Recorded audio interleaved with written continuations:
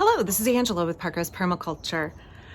Welcome back. It is a beautiful March afternoon, super sunny and warm. I think it's in the 60s. Folks are all out in neighbors' yards enjoying the sunny day. And I started off this series of 3 videos talking about my bees waking up, how I use them in my garden, give them a good home.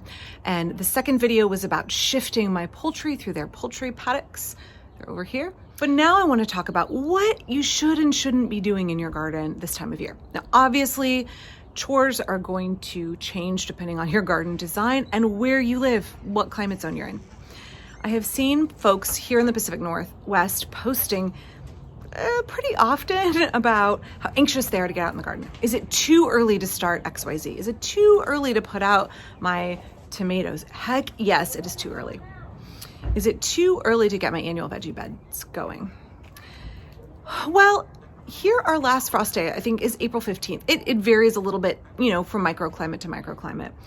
And I don't do tomatoes and peppers and eggplants until Mother's Day at the earliest, sometimes later. For me, I know it can be really tempting on a sunny, warm day like today to do too much too soon, and then you pay for it when we have a late frost, a late killing frost. So there are lots of things I'm doing in the garden this time of year. Planting out tender annuals is not one of those. So I thought I would show you some of the things we've been doing in the garden this week and that we are working on today and tomorrow as well. The garden this time of year is very brown and mostly dormant, and that presents a lot of opportunities for jobs that are not focused on annual veggies. One thing I've been doing this time of year is working on maintenance of my annual veggie beds. Now I have some perennials here like this Merit tree collard, which has survived despite my neglecting to cover it in our hard frosts. But here you can see my annual beds, and I have been reworking the borders, and I have also been amending them with things like mucked out, well composted manure from my poultry houses. When I'm anxious to get going for the gardening year, but I find that it is not time to plant out those tender annuals, focusing on the hardscape areas, focusing on the structure of the garden, replenishing the mulch in the paths, things like that is really helpful preparation that will set me up for success when it is time to plant the annuals. Speaking of care and maintenance, I also have been spending quite a bit of time revamping my rain garden.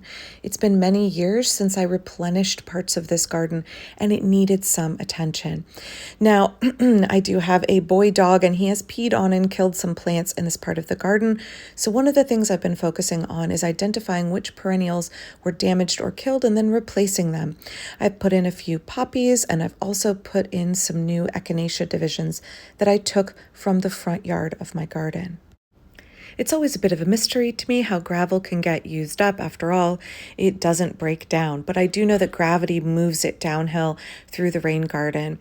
So you can see here, looking a little bit rough, it needs new mulch and new gravel. I happen to have some on hand, and putting down a layer of 1 to 2 inches of gravel through the bottom of the rain garden made a big difference. I also took this opportunity to unbury the stepping stones and remove a very large germander in this part of the garden. It was too big, and I've replaced it with some divisions of hardy geraniums, along with some fringe cup, because this area is mostly shady and it's always good to mix in natives whenever I can. Here you can see how the gravel has helped this area quite a bit, although I had to move the large stones and reposition them as well. I found up here at the top of the rain garden, when it rained heavily, the mulch would get dragged down into the basin of the rain garden on both sides. This side was particularly bad, so I took some logs and I created a berm to help prevent erosion of the mulch down into the rain bed. By the way, all of the large stones were ones that I dug out of the garden, including this one, which was under a blueberry. The garden looks much better, having taken about 6 hours to refresh everything, including moving in perennials, adding berms, adding gravel. Now, as you saw in the rain garden, I have been planting out some perennials, including some edible perennials. This one here is one you all have requested an update about. This is my good King Henry.